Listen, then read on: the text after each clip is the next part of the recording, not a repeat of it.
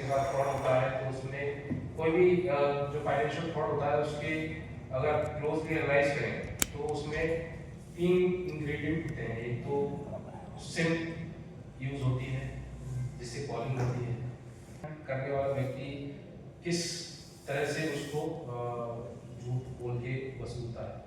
तो ये तीनों चीज़ों के माध्यम से फ्रॉड होता है। तो इसमें जो निकल के आया तथ्य कि पॉस एजेंट का नाम निकल के आया था जो कि फर्जी सिम इशू करता है। उसका जो एमओ है कि कोई सिम लेने जाता है तो मशीन होती है अंगूठे पे जो आप बायोमेट्रिक स्कैन करते हैं, उस पर जो अंगूठा स्कैन करते हैं उसका वो जो वैक्सीन लगा के फिर उसके मुंह डाल के उसके फर्जी अंगूठे ये बनवा लेते हैं उनके, फिर उनसे ये मल्टीपल सिम इशू करा लेते हैं। जो सिम एक्टिवेट करते थे क्या ये थाना साइबर क्राइम प्रयागराज द्वारा और साइबर सेल प्रयागराज द्वारा एनसीआरपी पोर्टल पर रजिस्टर्ड कंप्लेंट्स की जांच हेतु कार्रवाई की गई है, जिसमें एक गैंग बस्ट किया गया है जो कि बायोमेट्रिक आईडी का यूज़ करते हुए प्री एक्टिवेटेड सिम या फॉल्स सिम जनरेट करके उससे साइबर क्राइम करते थे। इसका एक भांडाफोड़ किया गया है तथा उसमें एक अभियुक्त को गिरफ्तार किया गया है जिसका नाम अभिनव बिंद निवासी तेलियरगंज है। इसके पास से 9 अंगूठे बरामद हुए हैं जो कि बायोमेट्रिक जो डेटा के लिए जो फिंगरप्रिंट यूज़ होते थे उसको रेप्लिकेट करके इन्होंने फेक थंब बना रखे हैं, जिसका ये सिम एक्टिवेट करने के लिए इस्तेमाल किया करते थे। और ये जो भी ग्राहक इनके पास सिम लेने आते थे उसको ये उसका डेटा यूज़ करते हुए उससे मल्टीपल सिम जनरेट करते थे।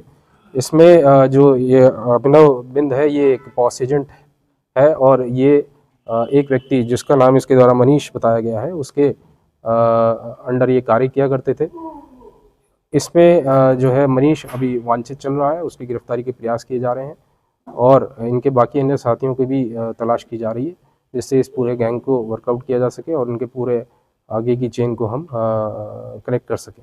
इसमें अभियोग पंजीकृत किया गया है और अभिनव बिंद को गिरफ्तार कर जेल भेजा जा रहा है और उनके बाकी साथियों की भी गिरफ्तारी के प्रयास किए जा रहे हैं। सर, ऐसे फ्रॉड से बचने के लिए क्या अवेयरनेस करनी चाहिए जनता को? जैसा कि ये एक नई तरीके से इन्होंने जो फ्रॉड किया है, जिसमें जो सिम किसी व्यक्ति जो लेने जाता है दुकान पर उसके डेटा को यूज़ करते हुए प्री एक्टिवेटेड सिम जो इनके द्वारा इशू किए जाते हैं, जिनका साइबर फ्रॉड में यूज़ होता है। तो इसके लिए ये ज़रूरी है कि जब भी कोई व्यक्ति सिम खरीदने जाए तो वो ऑथराइज्ड या रिलायबल अपने जो एजेंट है उससे सिम खरीदें। साथ ही साथ मल्टीपल जैसे कई बार रिटेक लेते हैं वो जो वीडियो या फ़ोटो है कि सही से नहीं आया है तो उसको भी वो एक बार वेरीफाई कर लें कि क्या वाकई में ये सही तरीके से कर रहे हैं या फिर उसको मल्टीपल शॉट्स ले रहे हैं।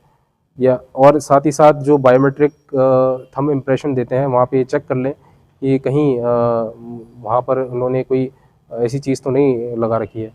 जो इनसे पूछताछ में इनके द्वारा जो बताया गया है वो ये है कि जो ये बायोमेट्रिक मशीन है उस पर ये वैसलीन ये लगा देते थे, ताकि उस पर कोई थंब इम्प्रेशन देता था उस पर जो वैसलीन लगाने से उस पर उसके इम्प्रिंट्स छप जाते थे, जिसका यूज़ करते हुए ये उसके फेक थंब इम्प्रेशन बना लेते थे। तो इस तरह की अगर कोई चीज़ हो तो उसको ज़रूर वेरीफाई कर लें। मेले से कोई कनेक्शन तो नहीं जुड़ा है लोगों को? नहीं, मेले से कोई इनका कोई कनेक्शन नहीं है। ये तो नॉर्मली छतरी लगा के सड़क पे अपना जो सिम बेचते हैं वो उस प्रकार से ये अपना कार्य करते थे।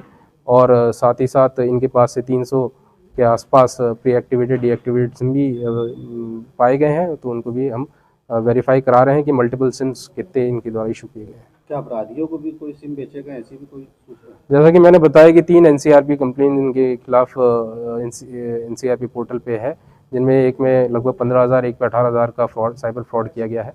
तो उसी के जांच के क्रम में इनको ये गिरोह प्रकाश में आया था, उसी के क्रम में इन पर कार्रवाई की गई है।